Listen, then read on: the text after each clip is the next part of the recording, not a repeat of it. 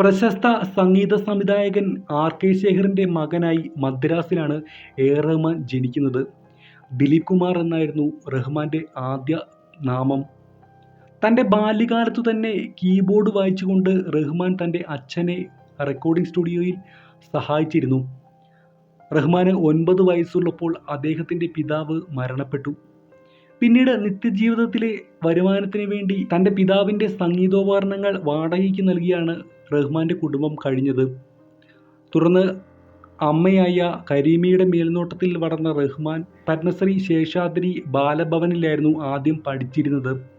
പിന്നീട് MCN എന്ന മറ്റൊരു സ്കൂളിൽ റഹ്മാൻ പഠനം തുടർന്നു. തുടർന്ന് സംഗീതത്തിലുള്ള അഭിരുചി കാരണം റഹ്മാന് Madras Christian college higher secondary സ്കൂളിൽ അഡ്മിഷൻ ലഭിക്കുകയുണ്ടായി. ഈ സ്കൂളിൽ വെച്ച് അവിടെയുള്ള ഒരു സംഗീത ബാൻഡിൽ റഹ്മാൻ ചേരുകയുണ്ടായി. മാസ്റ്റർ ധനരാജിൻ്റെ കീഴിലായിരുന്നു റഹ്മാൻ്റെ ആദ്യകാല സംഗീത പരിശീലനം.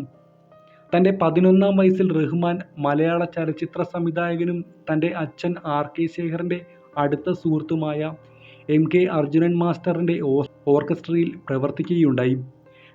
പിന്നീട് സംഗീത മേഖലയിലെ പ്രവർത്തനങ്ങൾ വർദ്ധിച്ചപ്പോൾ പഠനവും സംഗീതവും ഒരേപോലെ മുന്നോട്ട് കൊണ്ടുപോകാൻ കഴിയാതെ വരികയും ഒടുവിൽ പഠനം ഉപേക്ഷിക്കാൻ റഹ്മാൻ തീരുമാനിക്കുകയും ചെയ്തു. ഇക്കാലത്ത് ശിവമണി, ജോൺ അന്തോണി, രാജ തുടങ്ങിയ ബാല്യകാല സുഹൃത്തുക്കളോടൊപ്പം റൂട്ട്സ് പോലെയുള്ള സംഗീത ട്രൂപ്പുകളിൽ കീബോർഡ് വായനക്കാരനായും ബാൻഡുകൾ സജ്ജീകരിക്കുന്നതിലും റഹ്മാൻ പ്രവർത്തിച്ചിരുന്നു. കൂടാതെ ചെന്നൈ ആസ്ഥാനമായ നെമിസിസ് അവന്യൂ എന്ന റോക്ക് ഗ്രൂപ്പും റഹ്മാൻ സ്ഥാപിച്ചു. Keyboard, piano, synthesiser, harmonium, guitar തുടങ്ങിയ ഉപകരണങ്ങളിൽ റഹ്മാൻ പ്രാവീണ്യം നേടിയിരുന്നു. പിന്നീട് MS വിശ്വനാഥിൻ്റെ ഓർക്കസ്ട്രയിൽ റഹ്മാൻ അംഗമായി. സാക്കിർ ഹുസൈൻ, കുന്നക്കുടി വൈദ്യനാഥൻ, L. ശങ്കർ എന്നിവരുടെ കൂടെയും പല സ്ഥലങ്ങളിൽ സഞ്ചരിച്ച് സംഗീതം റഹ്മാൻ അവതരിപ്പിച്ചിട്ടുണ്ട്. പിന്നീട് ലണ്ടനിലെ ട്രിനിറ്റി സംഗീത കോളേജിൽ സ്കോളർഷിപ്പ് ലഭിക്കുകയും അവിടെ പാശ്ചാത്യ ക്ലാസിക് സംഗീതത്തിൽ റഹ്മാൻ ബിരുദം നേടുകയും ചെയ്തു.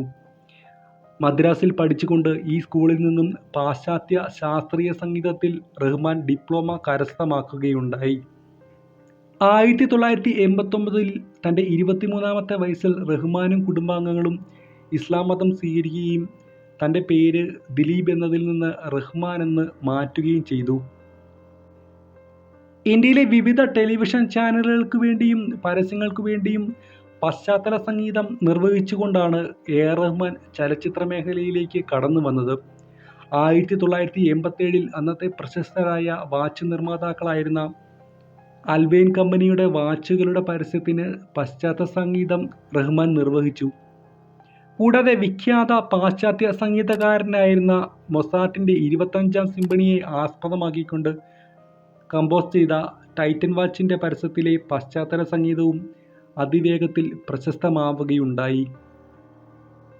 1992 മണിരത്നം സംവിധാനം ചെയ്ത റോജ എന്ന സിനിമയ്ക്ക് സംഗീത സംവിധാനം നിർവഹിച്ചുകൊണ്ട് റഹ്മാൻ തമിഴ് സിനിമാ സംഗീതരംഗത്ത് തുടക്കമിട്ടു. തൻ്റെ വീടിൻ്റെ ഒരു ഭാഗത്താണ് 1992 റഹ്മാൻ സ്വന്തമായി പഞ്ചതാൻ റെക്കോർഡിംഗ് എന്ന പേരിലുള്ള ഒരു റെക്കോർഡിംഗ് മിക്സിംഗ് സ്റ്റുഡിയോ ആരംഭിക്കുന്നത്. പിന്നീട് ഈ സ്റ്റുഡിയോ ഇന്ത്യയിലെ തന്നെ ഏറ്റവും മികച്ചതും ആധുനികവുമായ റെക്കോർഡിംഗ് സ്റ്റുഡിയോയായി മാറുകയുണ്ടായി. റോജയ്ക്ക് ശേഷം ആ ചലച്ചിത്രത്തിൻ്റെ ഛായാഗ്രാഹകനായിരുന്ന സന്തോഷ് ശിവൻ്റെ സഹോദരനായ സംഗീത് ശിവൻ സംവിധാനം ചെയ്ത യോദ്ധ എന്ന മലയാള ചലച്ചിത്രത്തിൻ്റെ സംഗീത സംവിധാനം നിർവഹിച്ചുകൊണ്ട് റഹ്മാൻ മലയാള സിനിമയിലും അരങ്ങേറി. തൊട്ടടുത്ത വർഷം റോജയിലെ ഗാനങ്ങൾക്ക് മികച്ച സംഗീത സംവിധായകനുള്ള ദേശീയ ചലച്ചിത്ര പുരസ്കാരം റഹ്മാന് ലഭിച്ചു. തുടർന്ന് ബോംബെ ജെന്റിൽമാൻ, തിരിടാ തിരിടാ തുടങ്ങി നിരവധി തമിഴ് ചിത്രങ്ങളിലെ ഗാനങ്ങളിലൂടെ റഹ്മാൻ പ്രശസ്തിയിലേക്ക് ഉയർന്നു. രജനീകാന്ത് കേന്ദ്ര കഥാപാത്രത്തെ അവതരിപ്പിച്ച മുത്തു എന്ന ചലച്ചിത്രം ജപ്പാനിൽ വളരെ വലിയ പ്രദർശന വിജയം നേടിയതോടെ റഹ്മാൻ്റെ ഗാനങ്ങൾക്ക് ജപ്പാനിലും വലിയ ജനപ്രീതി ലഭിക്കുകയുണ്ടായി.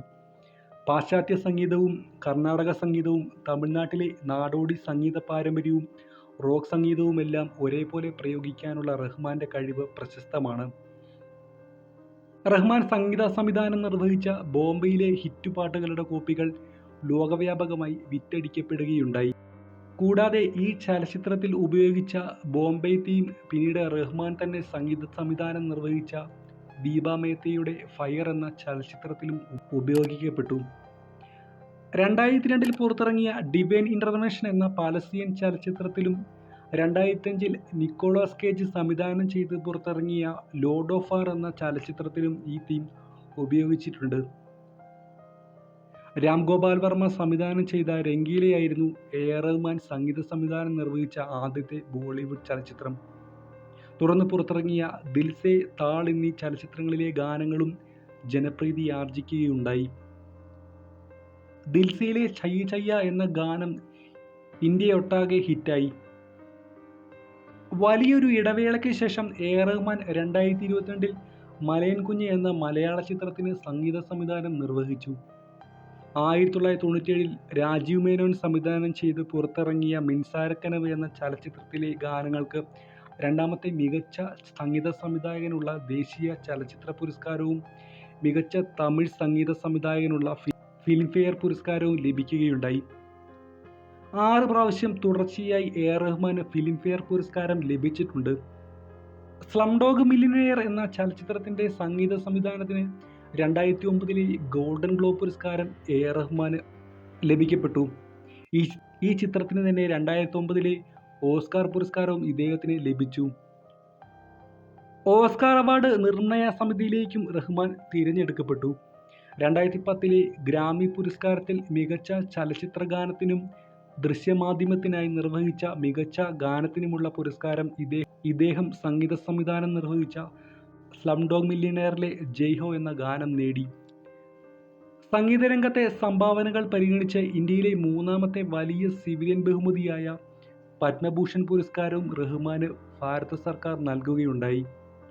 1992 റോജയിൽ നിന്ന് തുടങ്ങി 2024 അതായത് ഈ വർഷത്തെ ഏറ്റവും വലിയ വിജയചിത്രമായ ആടുജീവിതത്തിൽ എത്തി നിൽക്കുന്നു എ.ആർ. റഹ്മാന്റെ സംഗീത ജീവിതം. ഇനിയും നമ്മളെ അത്ഭുതപ്പെടുത്താൻ എ.ആർ. റഹ്മാന്റെ പാട്ടുകൾക്ക് സാധിക്കട്ടെ. എന്താണ് ഈ വിഷയത്തെക്കുറിച്ചുള്ള നിങ്ങളുടെ അഭിപ്രായം? ഒരു കമൻറ്റായി രേഖപ്പെടുത്തുമല്ലോ. ഈ വീഡിയോ ഇഷ്ടമായെങ്കിൽ തീർച്ചയായും ലൈക്ക് ചെയ്യുമല്ലോ. ഇത്തരം വീഡിയോസ് നിങ്ങളുടെ മൊബൈലിൽ നോട്ടിഫിക്കേഷൻ അയക്കാൻ ഈ ചാനൽ സബ്സ്ക്രൈബ് ചെയ്യുമല്ലോ. അടുത്ത തവണ മറ്റൊരു കണ്ടന്റുമായി അടുത്ത വീഡിയോ കാണുന്നവരെ ഗുഡ് ബൈ.